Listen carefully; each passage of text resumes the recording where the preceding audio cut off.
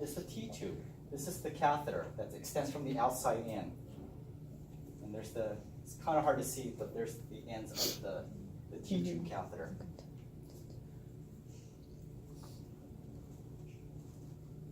Okay? So, we have operative cholangiograms that are done in OR.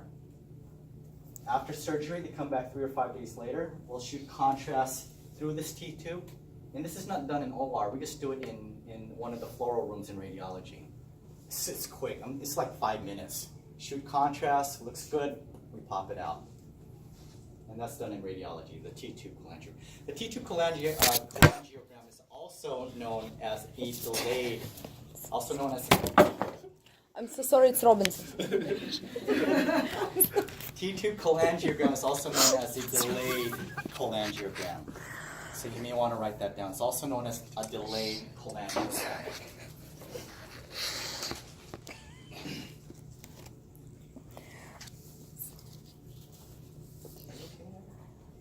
Yeah.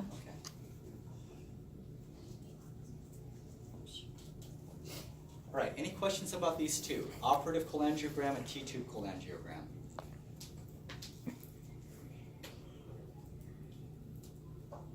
Did everybody get that information? Are you guys still copying? Just let me know when you're ready. I technically got you guys until 9 o'clock. We're Technically.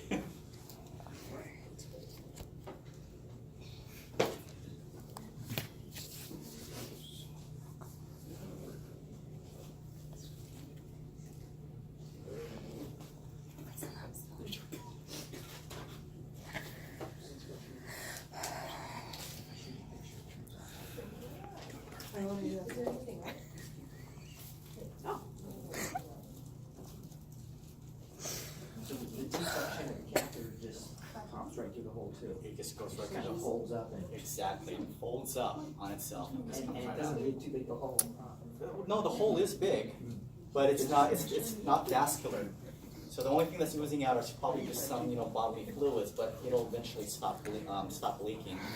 Within a few hours to maybe a day or two.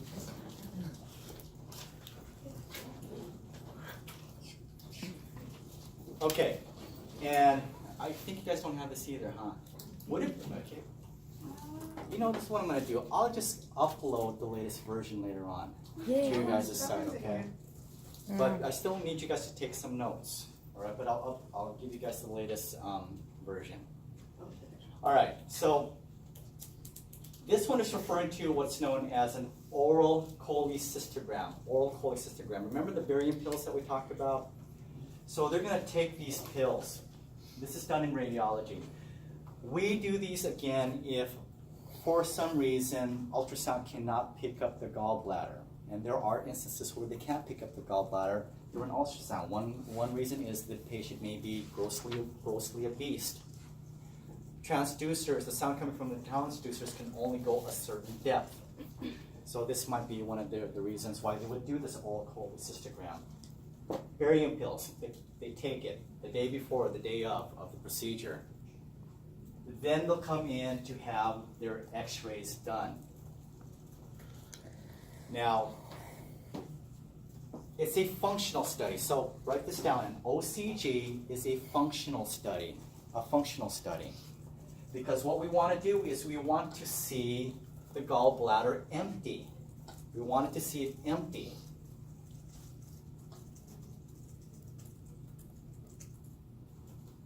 So they come into the department, they look at the preliminary x-rays, they'll see that the gallbladder is filled with contrast. Now they want to see that the contents empty out. What they're going to do now is the doctor is going to give them a fatty meal. So it's called a fatty meal. Because remember, in the presence of fat, what do you think is going to happen to the gallbladder? It's going to constrict, right? So we give them a fatty meal. And what the fatty meal looks like, it's a jar just like this. But inside the small little jar, it looks like cold frying oil. You know, after you've cooked like bacon, and you get that fat? Like lard. Lard, okay, that's what it is. Butter, whatever you want to call it. It's a jar full of that. Scoop it up, and we tell the patient to eat it. And they throw up right there. I sampled it, and it's just fat. That's all it is. It's fat. We can't give them just bacon. Come on. I know, right? Yeah. And so after we give them fatty meal, now you can see they can see under fluoroscopy the gallbladder starting to constrict and empty out the contents. Okay, but here's a list of why we do an OCG. Well, the first one here would be for cholelithiasis or biliary calculi, stones in the gallbladder. Cholelithiasis, neoplasms, biliary stenosis, congenital anomalies, and also choledocholithiasis.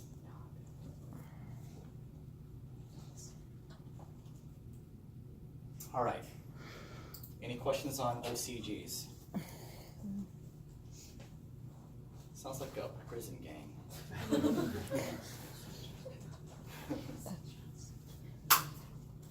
All right, function of the digestive system. As we had said, the purpose of it is to intake and digest food for the absorption of the nutrients, and then lastly to eliminate any type of waste products. So what we're going to cover in this section is performing esophagograms and an upper GI study. So the oral cavity is composed of upper and lower teeth that is used for mechanical digestion. The roof of your mouth is composed of the hard and soft palate, and in the back of the soft palate is the uvula. Uvula? Uvula. Okay. So does anybody know what this uvula is used for? Just for style. It's just a look, right?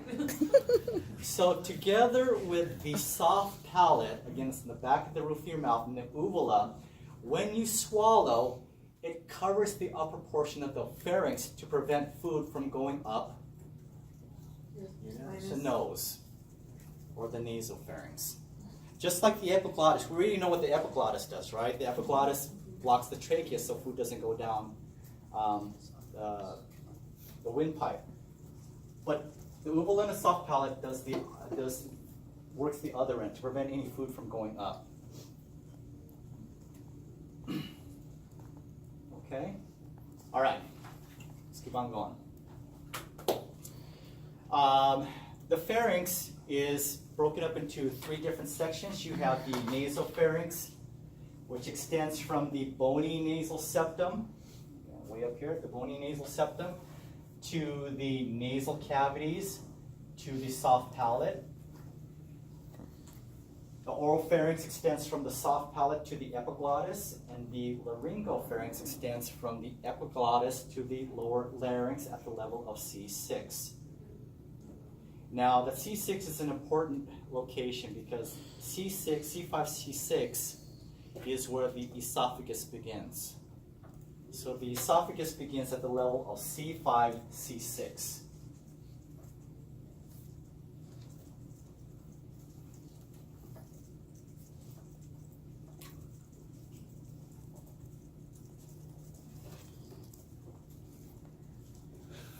There are 7 cavities that communicate with the pharynx. The first one here is the tympanic cavities. Tympanic cavities. With tympanic referring to what? Relating to what? Your ears.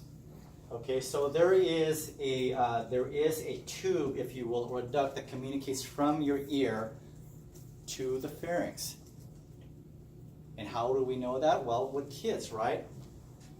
When they get sick, what's the first thing they start doing? They start tugging in their ears.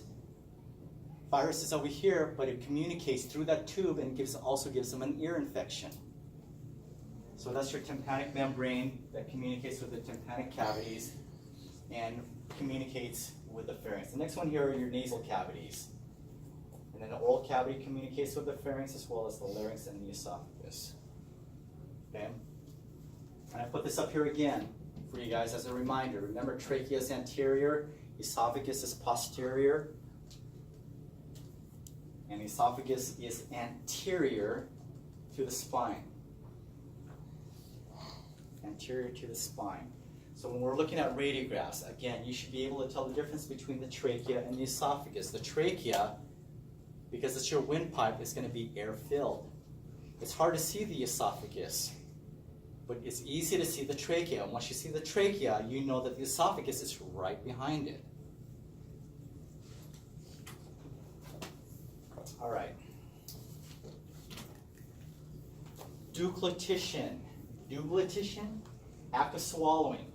So the soft palate in the uvula closes off the nasopharynx while the epiglottis covers the laryngeal opening. What is mastication? Chains and whips. No? Sure. Depends. Do we know what mastication is? Chewing. Chewing, okay. No one answered. Now what chains and whips is.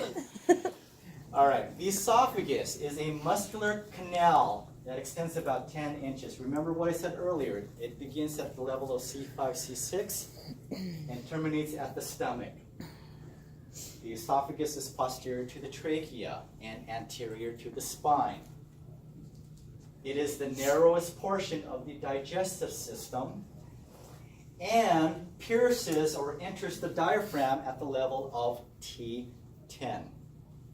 It enters or pierces the diaphragm at the level of T10. Okay? Now, once that esophagus pierces the diaphragm, there's still a small portion of the esophagus that remains past the diaphragm. Okay? It doesn't end at the diaphragm. There's still a small portion of it that goes past the diaphragm. And I'll talk about what that is later on. Okay, so here is a lateral diagram of the esophagus. Again, it extends from C5 to extends at C5 to C6 to the level of T11. It pierces the diaphragm at T10, but doesn't terminate until about T11. Remember, there's still that small portion. Okay. So that small portion right past the diaphragm, that part of the esophagus is known as the cardiac antrum. I'm just going to jump here real quick. It's known as the cardiac antrum. So here's your diaphragm. That little portion right there is known as the cardiac antrum. And that portion now communicates with the stomach. Okay, and the cardiac antrum is 1 to 2 centimeters in length. It's very short.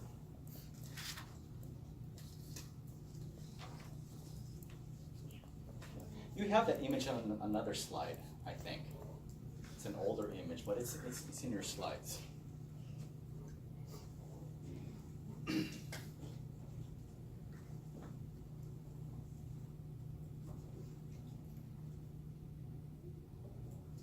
All right, so let's go here now. The esophagus indentations. When doing an esophagram, okay, patient's drinking barium. The barium lines up the esophagus. You're going to see 2 indentations. These 2 indentations are formed by the aortic arch. Okay, you guys know what the aortic arch is? You have the ascending and it comes around like a candy cane. That's the arch. So that's the arch right there. That's your first indentation. Okay? The second one is going to be formed by the left pulmonary bronchus. Left primary bronchus, and it's around this area right here. Okay. So when you do the esophagram, it looks like there's some filling defect and maybe some disease or anomaly, but that's normal.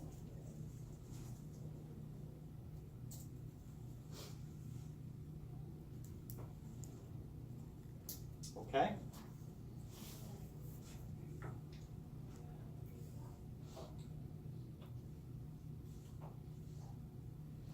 There are 3 openings to the diaphragm.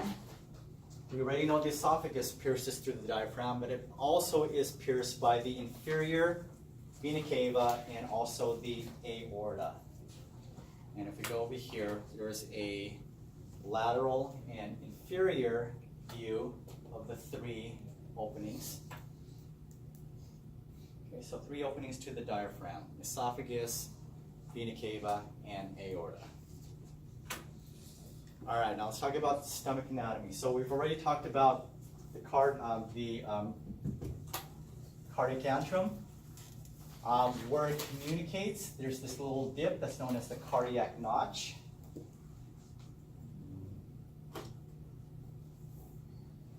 The communication between the esophagus and the stomach, you got that opening there that's known as the cardiac orifice of the stomach. Just like the gallbladder, the stomach's broken up into 3 different sections. The most inferior is known as the fundus. So this is the fundus. Then we have the body, and it narrows down into the pyloric region. And the pyloric region is broken up into 3 different sections. You have the antrum, that's most proximal. Then you have the canal, so it goes from small to narrow, so the antrum is the opening. Then you have the canal, and then you have the pyloric orifice, or also known as the pylorus.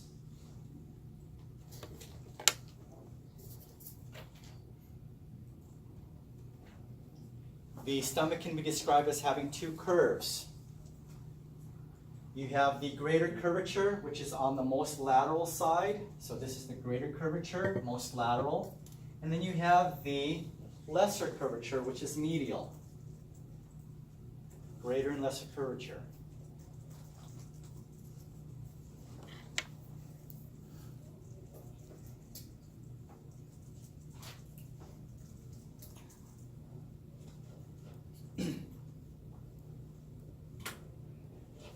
The stomach is going to be the most dilated portion of the alimentary canal. It is a reservoir for food and fluid. The lining of the stomach has folds in them. It's known as your mucosal folds, and they are called rugae. Rugae for plural, if it's plural, and ruga if it's singular. So the inside lining of the stomach folds upon itself. Those folds, why are they fold? Because it allows the stomach to expand and contract. So rugae plural, ruga singular. There's an area of the stomach that's on the lesser curvature. There's going to be an area right here. That's what I'm describing right now. Is known as the gastric canal, and it funnels fluids from the body to the pylorus directly. So fluids doesn't stay in your stomach very long. There is a canal there in your stomach that goes from your stomach straight into your small intestines. And it's this right here. So this is the gastric canal. It's a direct line for fluids. You just go straight from the stomach and into the duodenum, small intestine.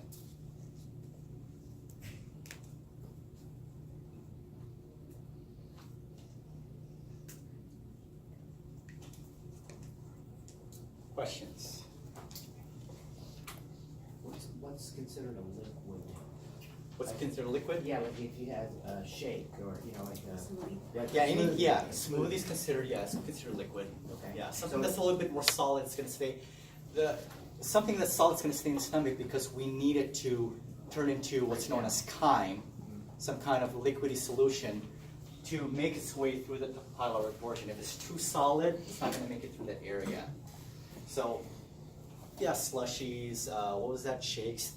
Yeah, that can count as fluids. It's a direct line. Yeah. Faster. Yeah. Okay. Stomach position. Know this.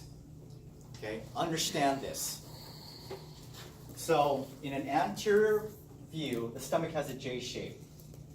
Okay. But when you look at it laterally, you'll also see that orientation of the stomach goes from back to front. The fundus is most posterior, and then the body makes its way towards the front, and then the pyloric region is most anterior. This is going to be significant when you're looking at an x-ray, and when you look at that x-ray, you should be able to tell me is the patient in a a supine position or a prone position based on the orientation of that stomach.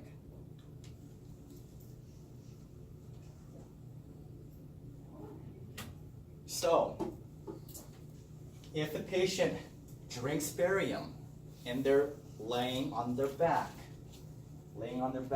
barium is white, air is black. Your stomach is one of the anatomy in your abdomen that can contain both liquid and air.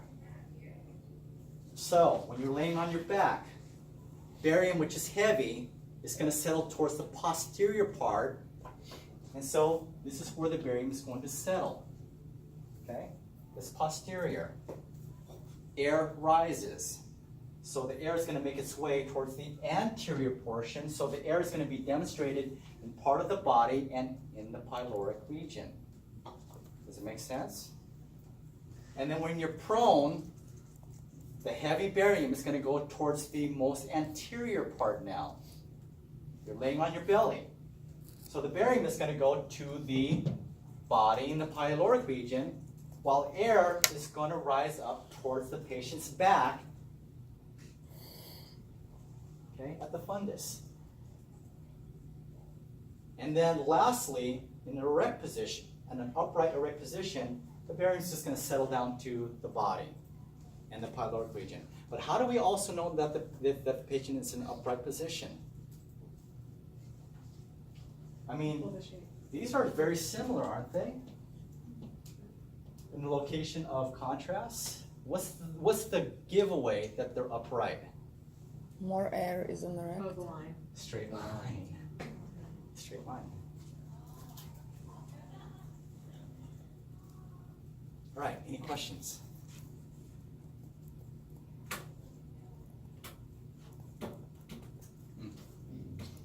Okay. All right, let's talk a little bit about the anatomy of the duodenum.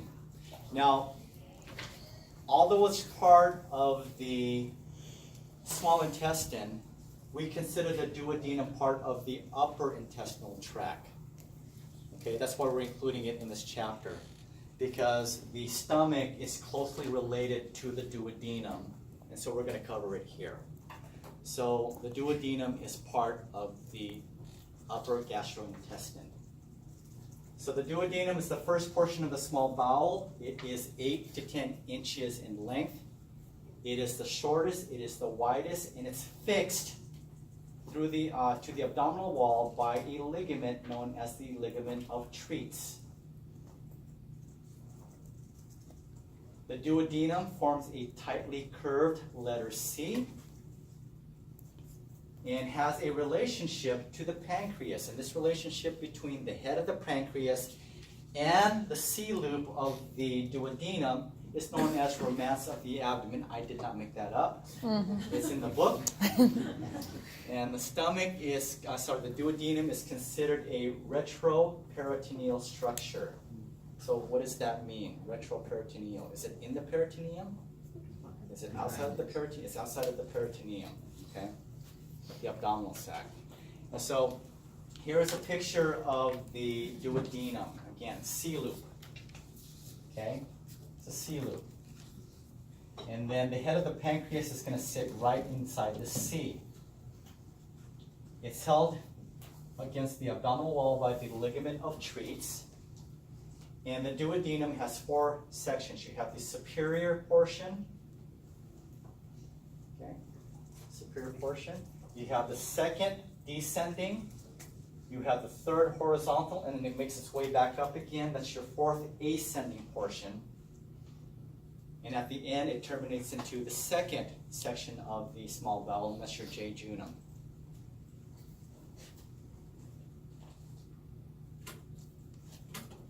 There it is. So the head of the pancreas sits in the middle of the C-loop, and it's called the romance of the abdomen.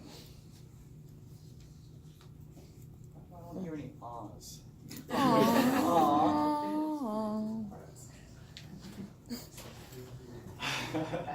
All right, digestion. So digestion is caused by different types of movements. It can be mechanical. It can be also chemical. So mechanical includes chewing, swallowing, and also the rhythmic segmentation of the movement of the body parts. So peristalsis in the stomach, that churning, it's going to form those solids into what's known as chyme or chyme. Semi-fluid mass passing from the stomach into the small intestines. And then once it gets into, so it takes about 2 to 6 hours for the stomach to completely empty. Through rhythmic segmentation, you got the turning to move the products around. It takes about 3 to 5 hours to make its way through the small intestines. Digestion also is done by chemical means from enzymes from the salivary glands, stomach, small bowel, and also the pancreas, as well as bile. We got this now, right? Mine is never empty. All right. So here's another image that I want you guys to be very, very familiar with, because body habitus will help you understand the location of the stomach when we're doing an upper GI.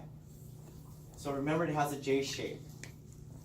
But the larger you become, the more horizontal that the stomach becomes. So body habitus is going to do two things. Not only is it going to tell you the proper location of the stomach, but it's also going to define the orientation of your image receptor. So someone who is stenic, hypostenic, and then astenic, your image receptor is going to have this type of orientation, like this. Okay, it's going to be lengthwise. And then you have hyperstenic. Now you're going to have to change your orientation this way. All right?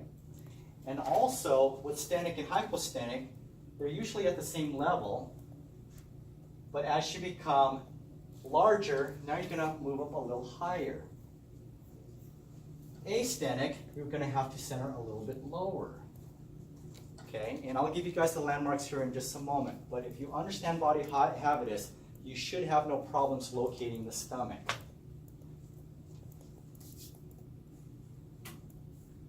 So here are 3 body types. Again, stenic is average, so you have that J shape of the stomach. Here's a contrast, okay, in the body, in the pyloric region, and you also have air in the fundus. So what position do you think that patient is in? Are they PA or AP? PA. No. Someone said PA. Concur? Everybody agree? Explain that again. Where it goes again? Okay. Well, the air So goes through the the stomach front. goes from back to front. The top is Yeah, the top is going to be more Top is posterior. The posterior. body and the pylorus is going to be more anterior.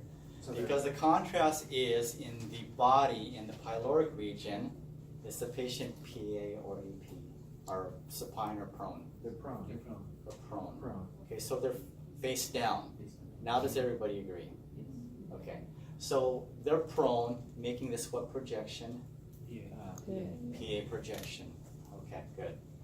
So this is your stenic patient. Now astenic, you still have the J shape, but now the body and the pyloric region is lower.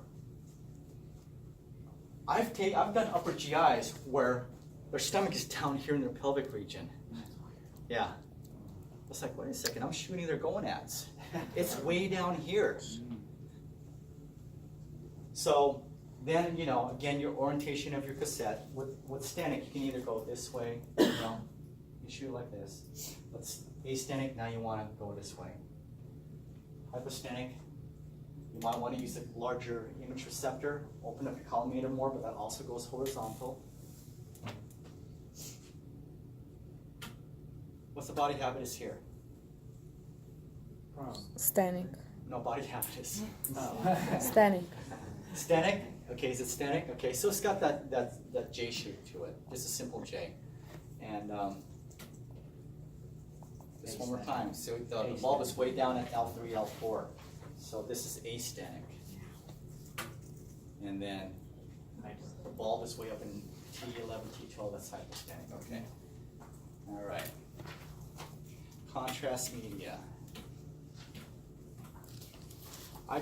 It's the same slide, you just put more pictures up there to give you guys a visual.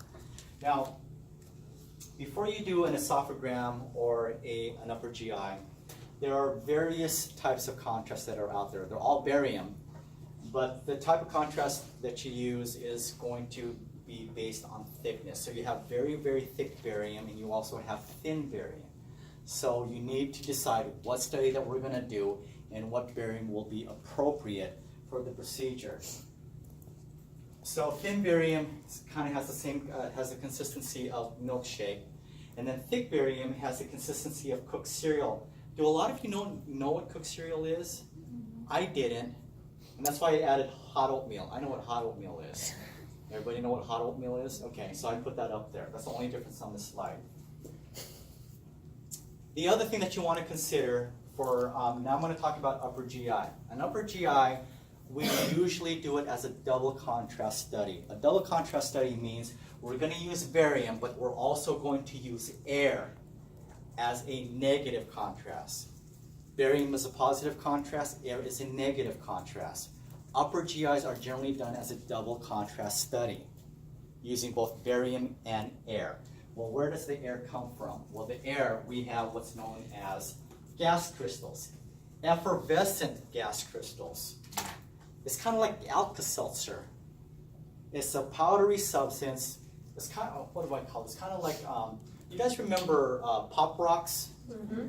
Everybody knows Pop Rocks. They're kind of like Pop Rocks, okay?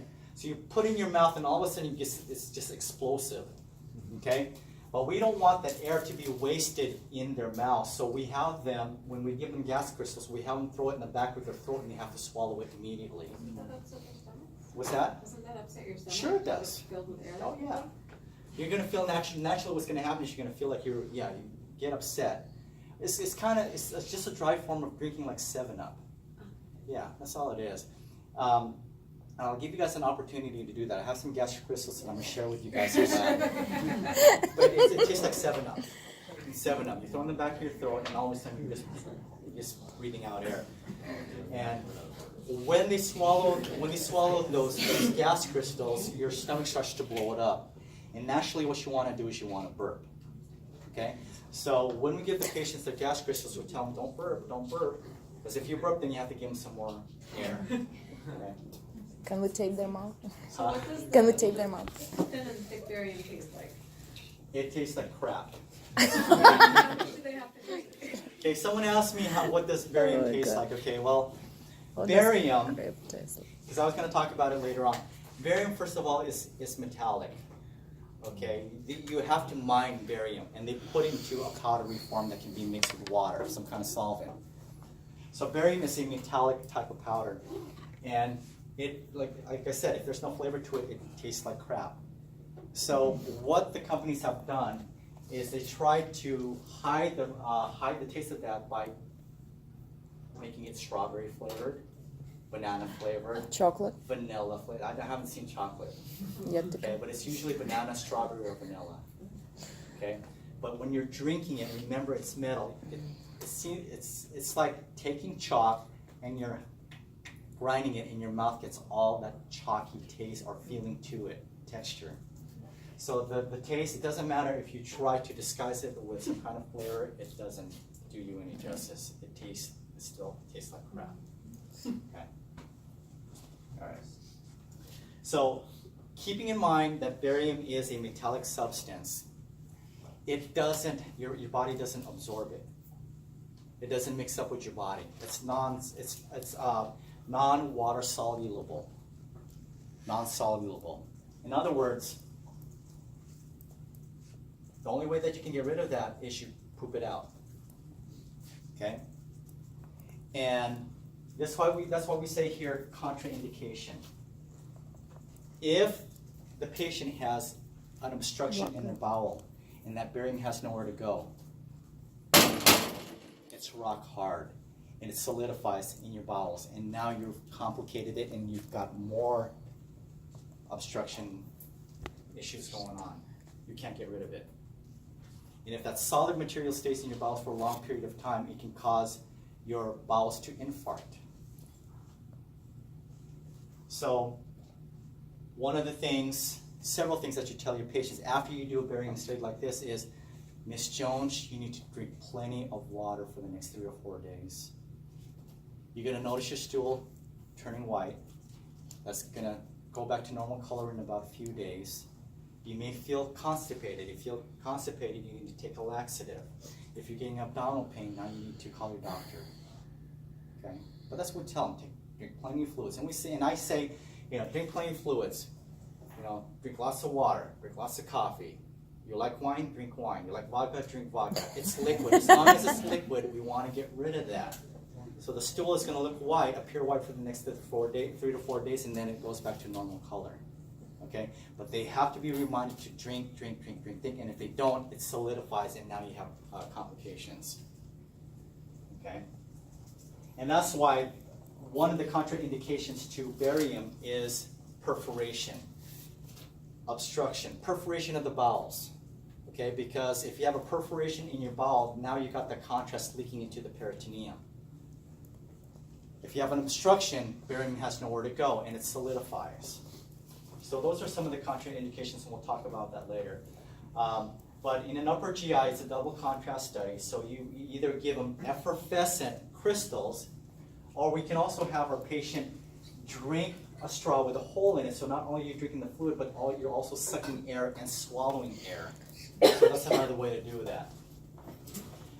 If there is a contraindication for barium, we have gastrografin, which is iodine. Okay. You guys remember 153? 2 different types of contrast that we use in radiology. One is barium, the other one is iodine. Iodine is water soluble, which means that your body absorbs it. It goes into your vasculature. It goes into your bloodstream. Okay, and now you can get rid of that contrast by going pee. You urinate it out. Okay. So this gastrografin or iodine is water soluble, it's absorbable, and you eliminate it by urinating. Okay? And we'll spend some more time on that later on. Okay, any questions on this so far? Okay, so here's what it looks like in the powder form. Again, it's a positive radiopaque, it's chalk-like, and it has the ability to absorb X-rays because it's solid. So when you give somebody barium, it mimics the same characteristics of that of bone, and that's why on an X-ray it's white. Okay, it's just like bone. It absorbs the X-rays. The X-rays don't interact with the image receptor, so that part of the image remains white. Make sense? Okay. And this is the chemical I don't know what you call it. What do you call this? Chemical form or chemistry? Huh? Chemical compound. Chemical compound, yeah. Anyways, that's barium, BaSO4. Another, just make note, when you're giving your patient barium, remember it's a metallic suspension, so everything kind of just sits down to the bottom. So before you administer any type of barium, you have to shake it very, very well. Okay? Shake it very well to mix with the solvent or with the water. Heavy metal settles down to the bottom, so you got to mix it up, shake it up before you give it to the patient. Okay? So again, it's never ever dissolved. So it says it here too. Contraindication: perforated viscous. Okay. And now it says pre-surgical procedure. What that means is if the patient is scheduled for some type of surgery of the abdomen, we don't want to give them barium.